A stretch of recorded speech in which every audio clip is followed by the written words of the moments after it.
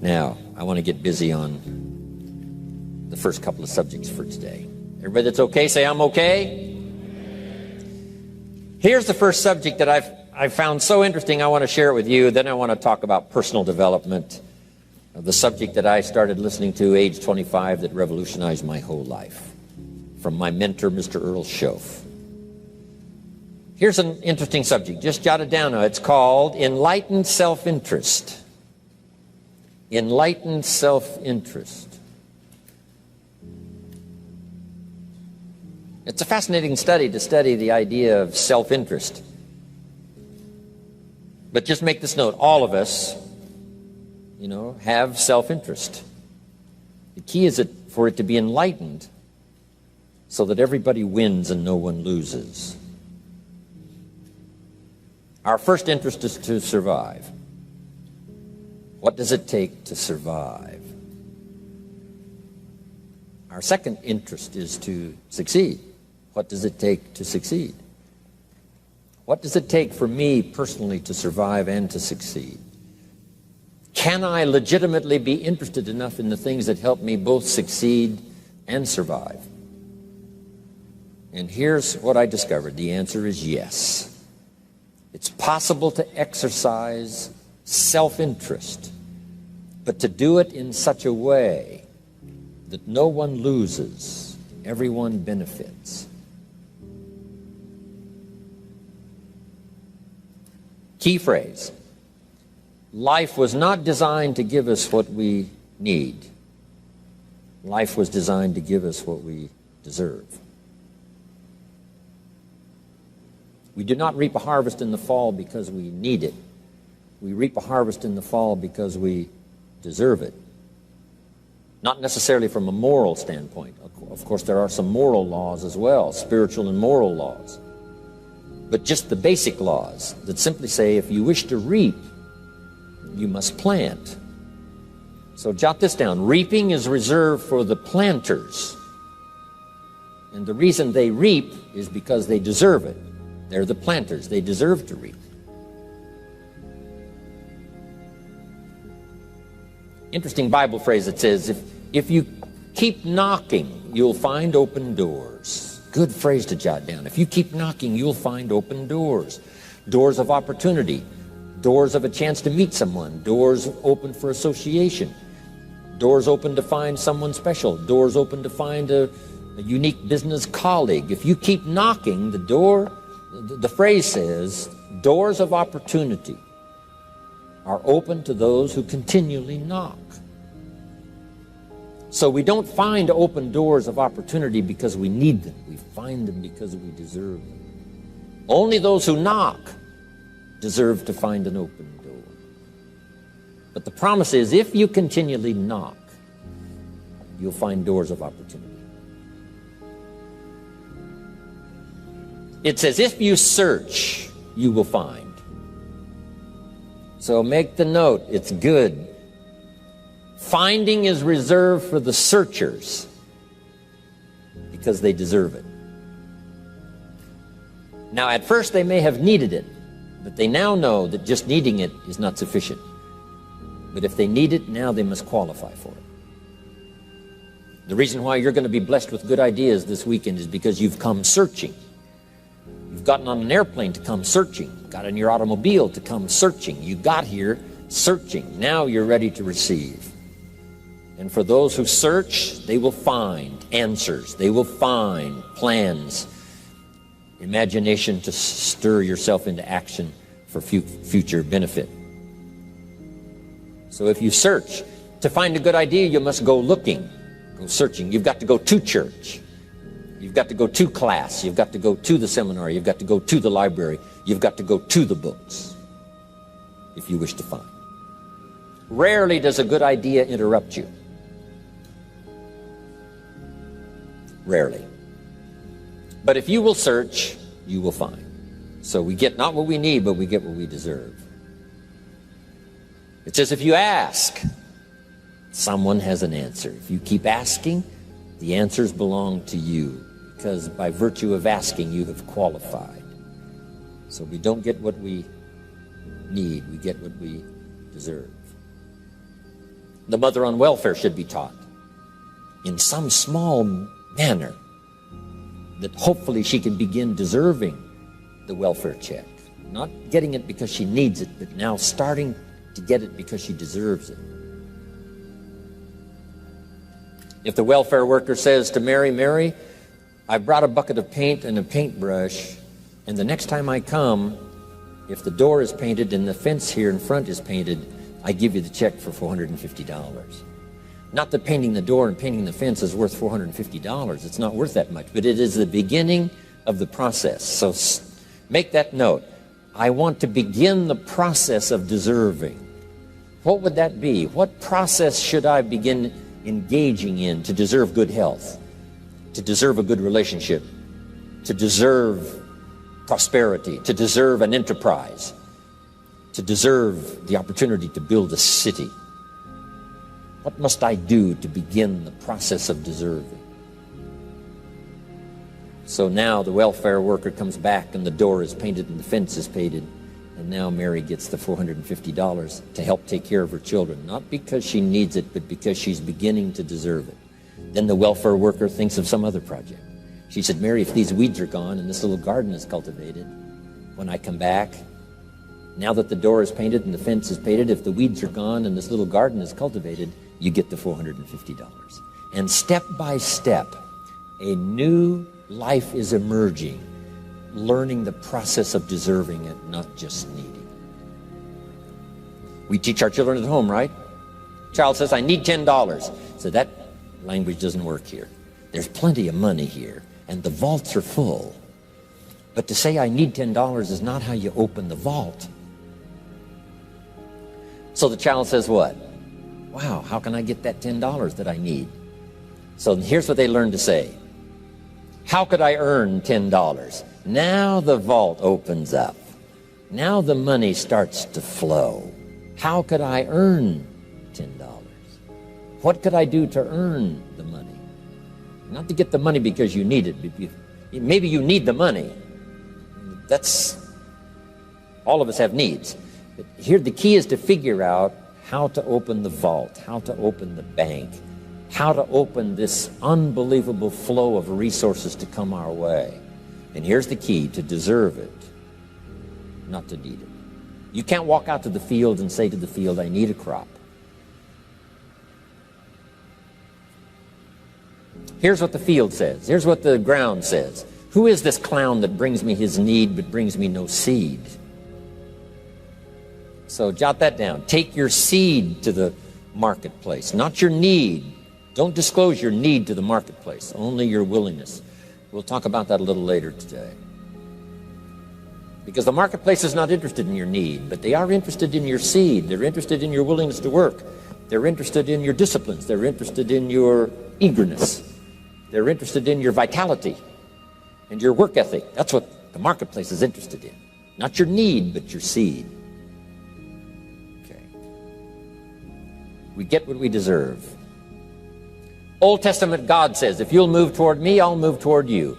See, that's how you get those occasions to meet God. You must make the move.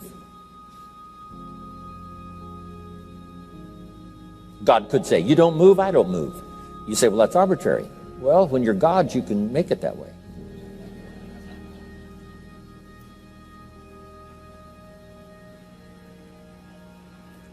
So, the law says if you wish to receive, now let's talk about enlightened self-interest. If you wish to receive, and we would call the wish to receive self-interest.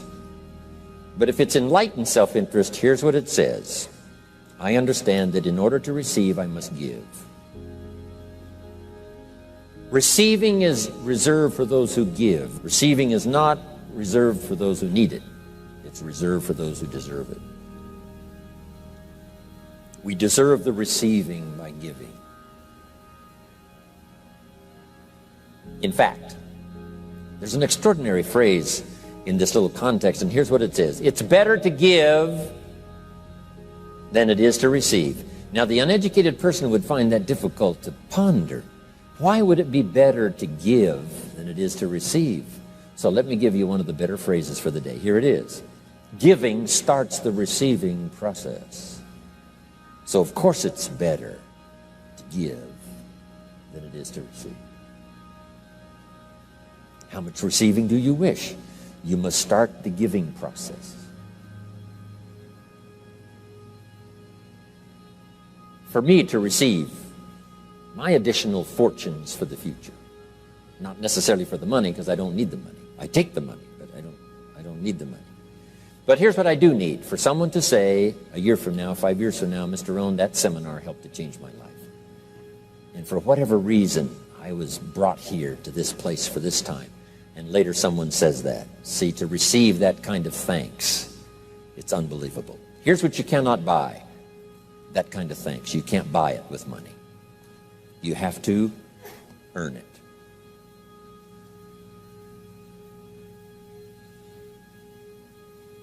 Now let's expand a little further now. It's called the law of riches and wealth.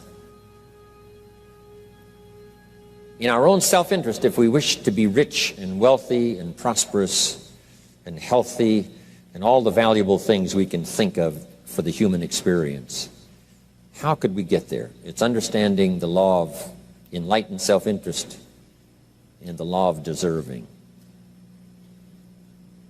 The question was asked in the Bible, how can we be great? What is the key to greatness?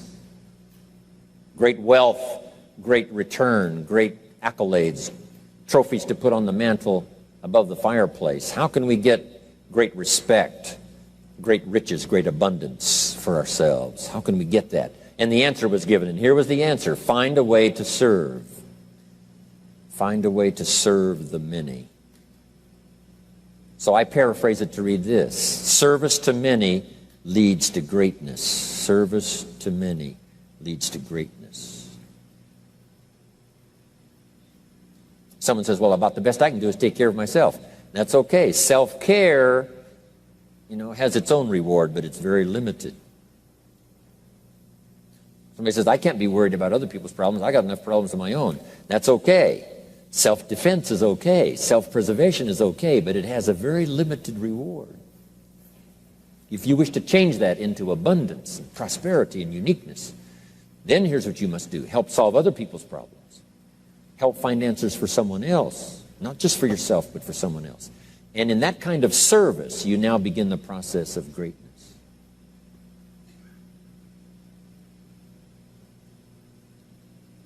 Someone asked the question, how can I be ruler over many?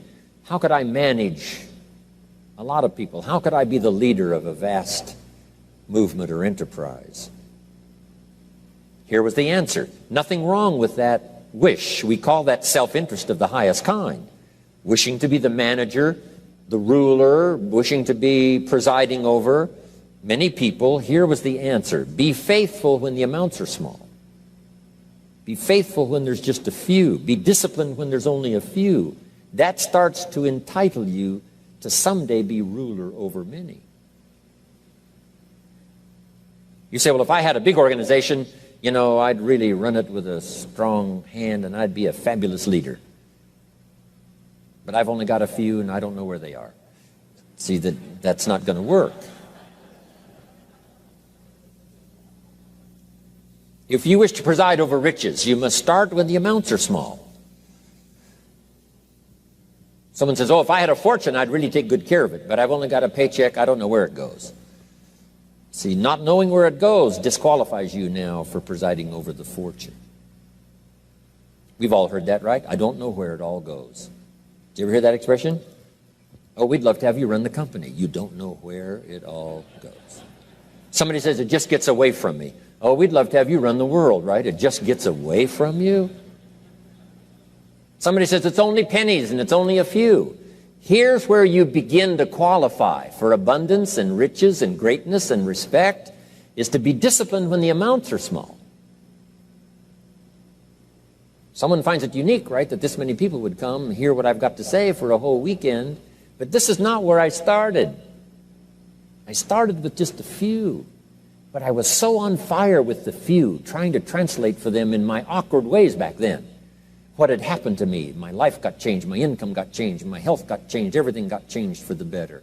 And now I've lived the most extraordinary life. But it started with my passion for just a few, to translate for just the few. Someone says, well, there's just a few here. You know, does this meeting matter when there's only a few? And the answer is yes. Jot this down. You never know who's in the audience, whether it's a few or 1,000 or whatever. But you got to be faithful when there's just a few. Tell your story when there's just a few. Be just as passionate about ideas that can change someone's life when there's just a few. Now you begin. You're not fully qualified, but you begin the qualification to someday speak to many. Someday preside over a vast crowd. Someday be the manager or the leader of millions. It starts in those early days to deserve it. Now, jot this down. Also give yourself a chance to change. Some things I held on to that I thought this was it, this was it. I'm telling you, after a while I gave it up, found out it wasn't it. So give yourself a chance to change. Refine your philosophy. Refine your direction. If you'll give yourself a chance to do that, here's what will happen down the road a ways. A new door will open that you haven't discovered before. Give yourself a chance to change. Reevaluate.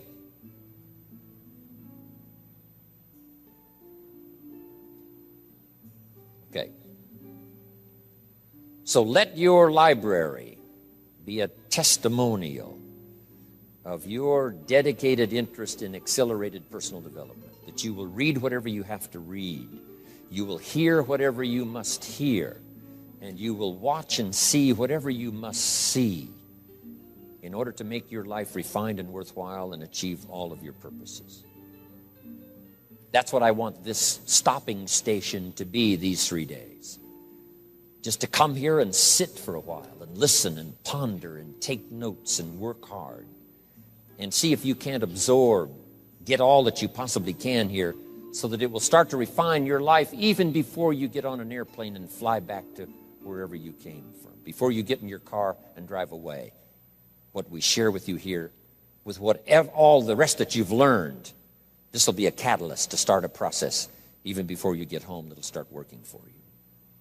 Some of you are going to set some goals. We're going to do the workshop tomorrow, designing the next 10 years. Hopefully you'll come up with some new promises, some new objectives, some new ideas. And by the time we're finished here, these 2-3 days, I'm telling you, you'll see yourself able to accomplish 2 times, 3 times, 5 times more than you ever thought was possible, which will make this cost of this seminar a small price to pay. And hopefully it'll make the time you spent here small price to pay compared to making this an investment in your future, in what will flow in terms of money and income and return and reward and respect and dignity and accolades, trophies, all the stuff that can be yours. A marriage that lasts forever, a friendship that nourishes you forever, things that you'll find that you'll keep and treasure for a lifetime. Hopefully this is one of those weekends. It takes a lot of effort to learn. It takes a lot of effort to grow. It takes a lot of effort to decide and debate. But jot this down. It's all worth the price. Whatever stimulates you to think, whatever stimulates you to wonder, whatever stimulates you to react or even to debate, even if you hear something you say, well, that's not right. See, that's still valuable. It means you're awake. It means you're alert. It means you're alive. It means your mind is ready to take on something, whether it's agreeable or not agreeable. Something right, something wrong. Who cares what it is? We've got to listen to a variety of voices. And some are going to come from the left and some are going to come from the right. And some are going to come from mysterious sources. And some will try to entice you with all kinds of stuff. But that's okay, just so you're alive and alert and awake, ready to process anything that comes your way. Take the best of it and make it beneficial for you, so that tomorrow you walk with a stronger step. Next month you see a clearer vision. And a month from now, the purpose for your life is multiplied by 2, 3, 5. That's what I want to create here. So, now, to hurry and get through, because we have so many subjects to cover, let's cover now some other things under personal development. Here's one that's important as you read and as you listen and as you study and as you grow and as you take notes and as you fill up your journal. and then try to work on the ideas to make yourself valuable in the marketplace. Here's something to remember under personal development, some things I had to learn. First, steps to success. First of all, you need good ideas. Just decide right now you're going to accelerate your plan for collecting good ideas. Ideas for your life, ideas for your health, ideas for your marriage, your relationships. Ideas that stimulate. One idea sometimes leads to the next, needs to the next. And the 4 or 5 ideas in the future that really thrust acceleration into your life, you couldn't have gotten unless you went through the first one and the second one and the third one. Next, you need good plans. So we're going to talk about time management and game plans tomorrow. You need a good health plan. Traveling around the world, you can imagine the kind of health plan I have to have. If I didn't have a superb, extreme, got to underline the word extreme. If I didn't have a superb, extreme health plan, do you think I could travel all over the world? People look at my calendar and say, impossible. I'm the only one that can do it. Everyone else is too young. Incredible. But I've got to be extremely healthy. I can't let up at all in terms of diet and nutrition, exercise, all that stuff in order to stay healthy. So a good health plan, a good family plan. Here's a good one, a good marriage plan. Some people just go along married with their fingers crossed. You've got to have a better plan than that. Some are whistling in the dark, hoping everything will work out. Not a good plan. You need a good plan for how to use the day. We'll talk about that tomorrow. Best kept secret of the rich, how to use your time. A good plan to meet the right people over the right amount of time to stimulate your life.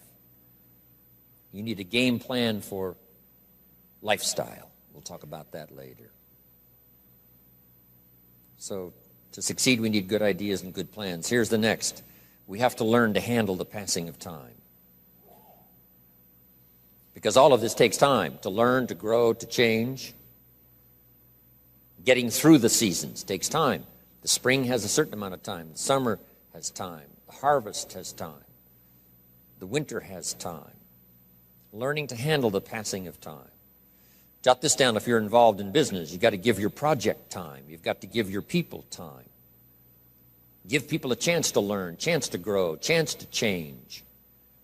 One of the great requirements, especially in such an industrialized, busy, mad, dashing society, and that is to have people patience. First, we exercise it with our children and our family. Getting people to work together, got to have patience, even with your family. If you're involved with independent people, it's a challenge. It's like herding cats, trying to get them to work together. Herding sheep is easy. They very quickly get going the same direction. But try herding cats. It's like your children. Different ages and different personalities and different opinions. To get the family all going the same direction, kind of working together to make things work, I'm telling you, it is a challenge. But if you'll have some patience, you can do it. Now, here's the big one, to have patience with yourself. Give yourself time to learn. Give yourself time to understand good ideas. Give yourself time to make changes and then grow into those changes. Give yourself time to refine your personality to fit the business, whatever business you're engaged in. In some, you may have to speak up a little stronger. In some, you may have to calm down just a little bit more. Just learn to refine your personality and your temperament to suit. All of us can do that, but it takes time. Have patience with yourself. We had to do that from the beginning. Learning to tie the shoestrings of your shoes. If you tried a couple of times and says, I'll never learn this, it's over. Say, no, you can't go through life with your shoes untied. Come on. Some people, maybe it happens for them a little quicker than others. Some people get the hang of it almost overnight. Someone else, it takes a little longer. If it takes you a little longer, have patience with yourself. Because patience has its own reward. Patience is a virtue of the extraordinary kind. We have to have patience with our employers. We have to have patience with government officials. You've got to have patience with IRS. You've got to have patience with the Army. You've got to have patience with the FBI. Here's a good thing to remember while you're exercising patience. Usually enough good people will finally make it right. You just got to jot that down. Usually enough good people will finally make it right. Not everyone in the community is going to toe the line and do the moral thing. But let me tell you what, most will. That's how we create a society that we can live in. Most will. Every teenager will not obey all the rules and regulations and live a model life. Not everyone will, but jot this down. Most will. Enough will. When the good Lord recruited 12, not every disciple, not every one of the 12, but it was enough of the 12 to start a movement that's lasted for 2,000 years. Not everyone, but enough will. There's only been a couple of exceptions to that rule. One was the story of Sodom and Gomorrah. God was going to destroy Sodom and Gomorrah for their evil ways. Abraham had a friend that lived there. And Abraham implored and said, God, if I can go to Sodom and Gomorrah and find 50 righteous people, will you spare the city? And God said, Abraham, you've been such an excellent friend of mine. Yes, I'll spare the city if you can find 50. So he searches the city, can't find 50 good people. Comes back and says, Lord, would you take 40? God says, Abraham, for you, come on, I'll do it. If you can find 40. So he searches for 40, can't find 40. And he comes back and says, would you take 30? Good Lord says, Abraham, only for you will I reduce it to 30. Can't find 30. Can't find 20. Abraham said, this is my last request. Would you take 10? God said, only for you, Abraham. So he went searching for 10, and you know the story, right? Couldn't find 10. That's the exception to the rule. So he said, Abraham, get your friend Lot and his family out of there because the end has come. But that's the exception to the rule. So jot down the general rule. Most will. In a civilized society, most will obey the rules. In government, most will. Not every senator will, but what? Enough will to build a stable government and a future. Not everyone in the armed forces will, but enough will. Not everyone in the community will, but enough will. Not every teenager in this high school will, but I'm telling you, the most will. And that's how we survive in a civilized society, because most will. And that's a good feeling to know. Most will. Okay. So have patience. Next, under personal development, is learning to solve problems.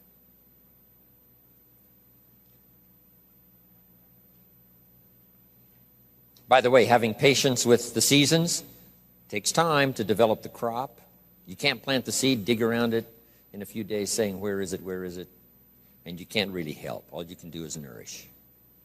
Some people plant in the spring, leave in the summer. Just haven't got the patience to last.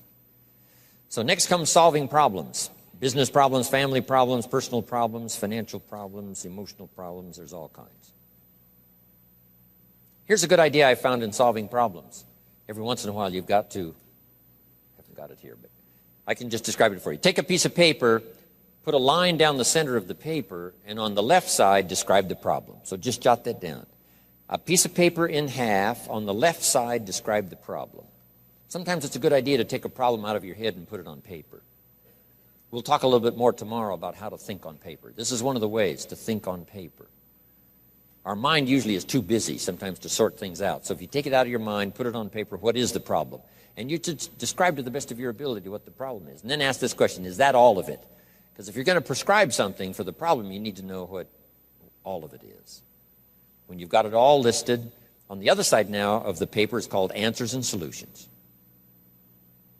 The problem on one side, answers and solutions on the other side. And now let me give you 3 questions. 3 questions that can help solve most any problem. Here are those questions. Number 1, What could I do? So just jot that down. What could I do? Then you start developing what we call working papers. And the working papers consist of making a list of the things you could do to solve this problem. Number one, and you say, well, number one would take too long. I can see that right now. Let's go to number two. Maybe that's the answer. Number three, no, that isn't it. And let's say you've got several points now and you've done your best to try to solve the problem yourself and you can't solve it yourself. Here's the second question. What could I read? Maybe somebody spent a lifetime researching the problem you've got, and they've got some excellent answers from a lifetime of research. Maybe in your own journal you've taken notes before on something. You say, hey, I remember a class I took. Seems like there were some answers there, so you go back, do a little research. So under number two is research. And if you search, what? You will find. If you research, you will find. Search and research.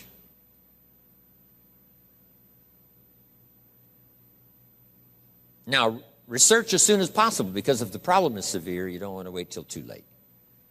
My friend Kenny comes to me and says, he just lost a beautiful lady, fabulous lady. They got a divorce. She was really something. Then after his divorce, he comes to me and says, it's over. But he says, something strange. He said, I found a book in my own library that I think would have saved my marriage if I had read it before my divorce. And it was a book entitled How to Live with Another Person. He said, I should have read that book a long time ago. He finally read it, but it was a little late. It's like reading a book on nutrition after you've had a heart attack, right? I mean, that's good. That is good. But gosh, it's so much better to read it before. Spare yourself the agony and the lost time and maybe the loss of your life. Now, if you tried to solve it yourself and you can't solve it and you've researched and it doesn't seem like you've got the answer, here's number three. The third question is, who could I ask? Is there someone around me that might have the answer to my problem? Now, under that, put this. Don't ask first now. Try to solve it yourself. Develop some working papers. What you think you might do, that still isn't it. Here's some books I've read. This guy's crazy. This guy, no answers, haven't got it. Now I ask. But if you now can show your working papers to who you ask, you can't believe how swift the answer will come. All of us have heard this, but let's remind ourselves one more time and put it in your notes. We all love to help people who, first of all, try to help themselves. Back to the philosophy of deserve. I've tried to work it out, haven't got the answer. Maybe you can help me. Somebody is very willing to help you if they know you've tried first to help yourself. It works that way with our children, right? My daughter Linda, before she got married, used to travel a lot. She comes to me and said, Daddy, I'm headed for Thailand. I said, wonderful. She said, I've saved up my money. I said, fantastic. She said, I've got $1,000. I said, wonderful. She said, the kids wanted to go here, wanted to go there. I didn't go. They wanted to buy this, wanted to buy that. I didn't buy. I got my money put aside, $1,000. I said, Linda, unbelievable. You must be my daughter. That's fantastic. Now, she said, to make the trip, I only need a couple of thousand more. An easy 2,000, right?